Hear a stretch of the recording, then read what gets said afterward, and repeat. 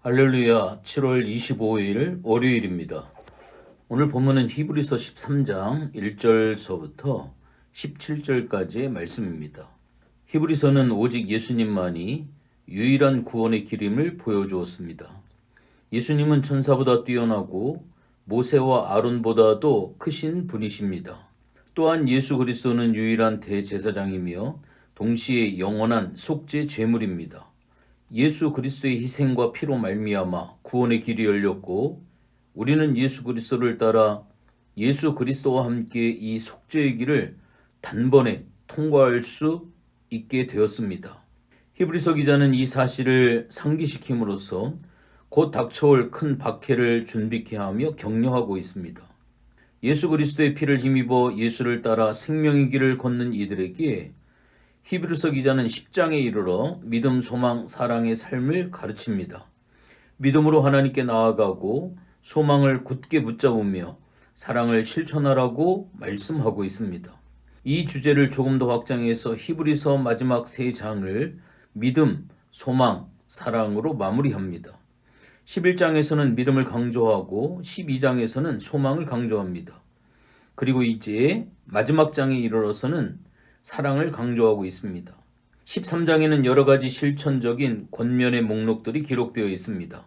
그러나 이 목록들은 서로 다른 내용들이 아니라 다 사랑에 관한 이야기들입니다. 왜냐하면 사랑은 율법의 완성이고 사랑은 모든 두려움을 내어 쫓기 때문입니다. 하나님은 우리를 사랑하여 자기 아들을 십자가에 내어주셨고 사랑으로 죄와 사망을 이기셨습니다. 그러므로 예수 그리스도의 피를 힘입어 예수를 따라 생명의 길을 걷기 시작하는 사람들은 필연적으로 사랑하는 자일 수밖에 없습니다. 우리 예수님을 믿는 자들에게는 사랑받고 사랑하는 삶은 선택의 길이 아니라 존재의 길입니다. 예수님으로 말미암아 구원의 은총을 덧입으면 사랑하는 사람이 될 수밖에 없습니다. 히브리서 기자는 히브리서의 마지막 장을 사랑으로 마무리해야겠다고 애초부터 계획하지는 않았을 것입니다. 하나님의 구원의 길을 설명하고 나면 의례 성도를 향한 권면은 사랑 외에 다른 답이 없는 것 같습니다. 사랑이 시작이고 목적이기 때문이고 당연한 귀결일 수밖에 없습니다.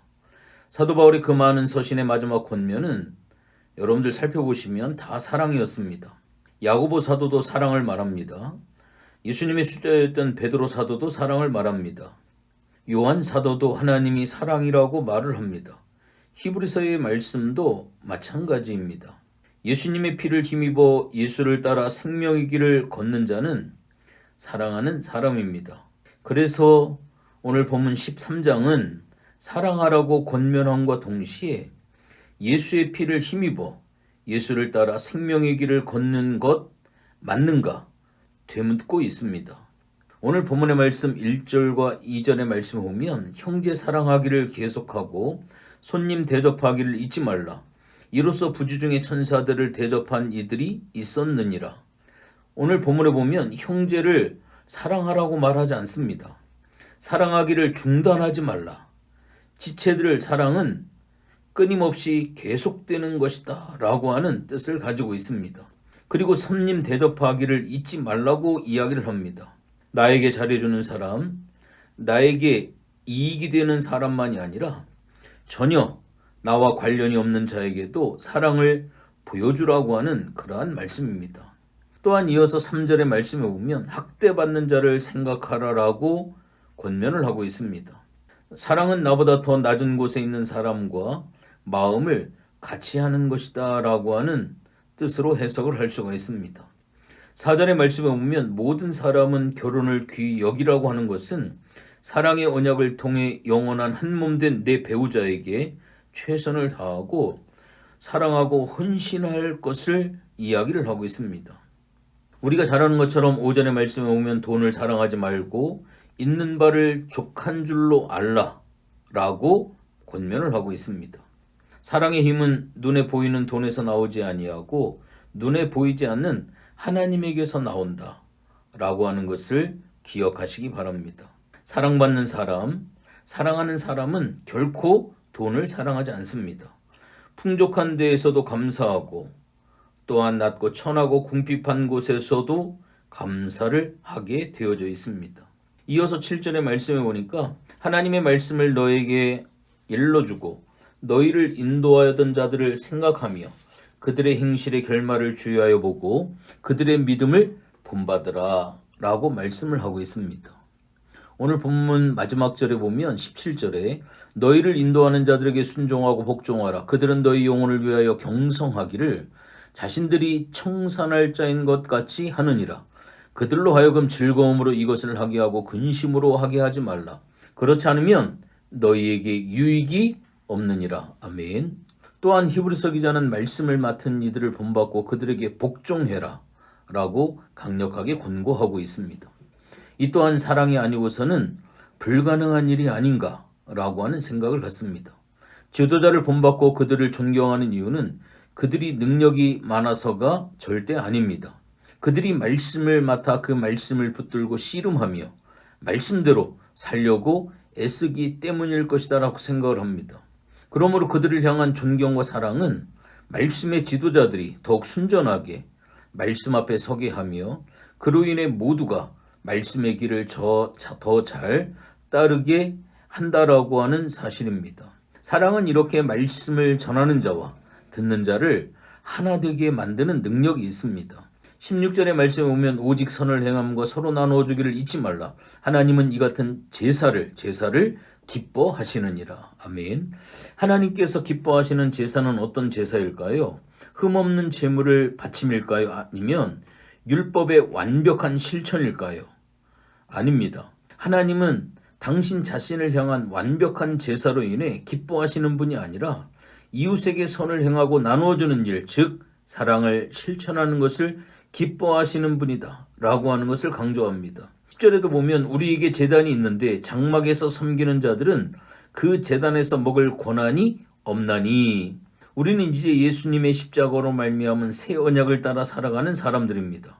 더 이상 구약에 매여 구약을 따라 살지 않습니다. 그림자에 붙들려 살아갈 이유가 없습니다. 우리는 이제 참 진리신 예수님을 믿고 찬송하는 삶을 살아가는 것입니다.